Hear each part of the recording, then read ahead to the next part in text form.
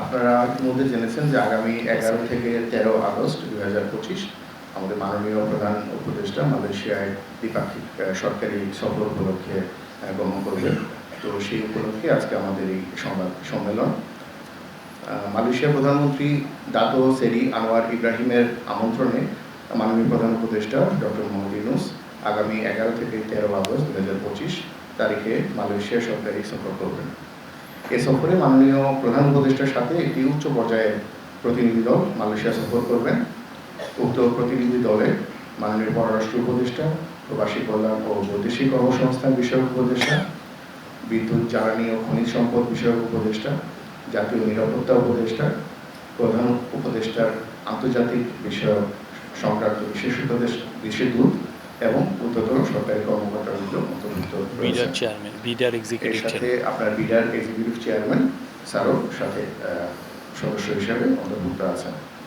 সফরের প্রথম দিনই আগামী 11 তারিখ মাননীয় প্রধান উপদেষ্টাকে গার্ড অফ অনারের মাধ্যমে অভ্যর্থনা জানানো হবে, স্বাগত জানানো হবে এবং সেখানে মালয়েশিয়ার মিনিস্টার ইন ওয়েটিং হিসেবে তার হোম মিনিস্টার অর্থাৎ স্বরাষ্ট্রমন্ত্রী জনাব সাইফুদ্দিন বিন ইসমাইল ওনাকে স্বাগত জানাবেন।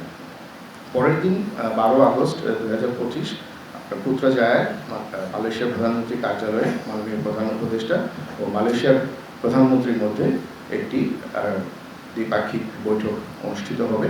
বৈঠকের পরপরই উভয় সরকার প্রধানের নেতৃত্বে প্রতিনিধি পর্যায়ের বৈঠক এবং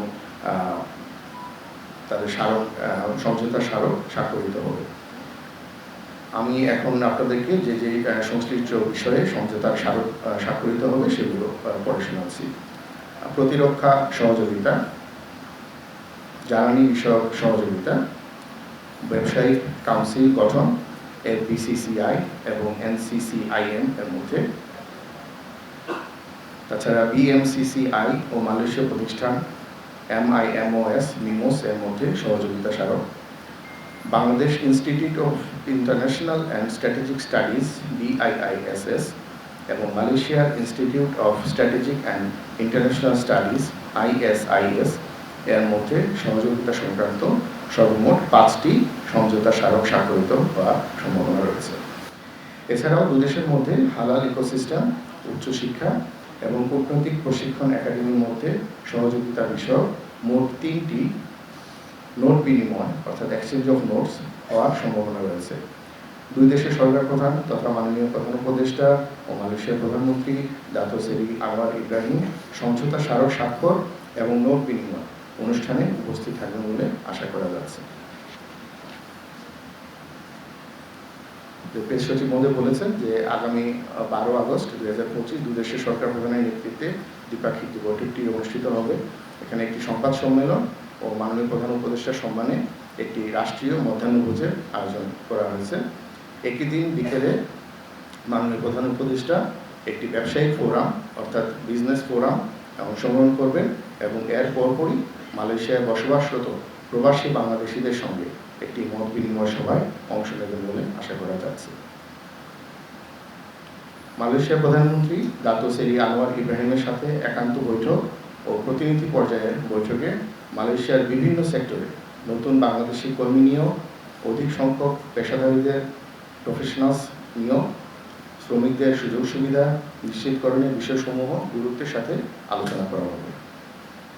সফরের তৃতীয় দিনে 13 আগস্ট 2025 মাননীয় প্রধান উপদেষ্টা ইউনিভার্সিটি কেবাংসান মালয়েশিয়া সংক্ষেপে UKM এর চ্যান্সেলর এবং নেগেরি সেম্বিলান প্রদেশের মহামান্য রাজা তুয়াংকু মুহরিজ ইবনি আল মারহু তুয়াংকু মুনাউইর এর সাথে সৌজন্য সাক্ষাৎ করবেন।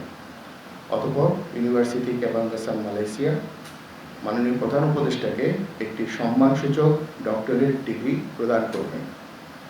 এরপর মাননীয় প্রধান উপদেষ্টা একই ইউনিভার্সিটিতে শিক্ষার্থীদের উদ্দেশ্যে একটি স্মারক বক্তৃতা প্রদান করবেন।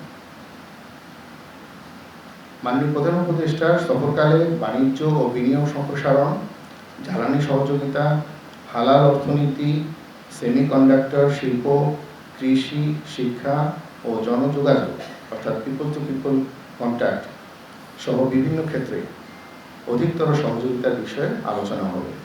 এ সফরে বাংলাদেশের আসিয়ানের সেক্টরাল ডায়ালগ পার্টনার হওয়ার এবং regional comprehensive economic partnership RCEP এগ্রিমেন্টে যোগদানের আবেদন জোরালোভাবে তুলে ধরা হবে। এছাড়াও রোহিঙ্গাদের প্রত্যাবাসনে মালয়েশিয়া সহ আসিয়ান সদস্য রাষ্ট্রসমূহকে অধিকতর সক্রিয় ও কার্যকর ভূমিকা রাখার জন্য আহ্বান জানানো হবে।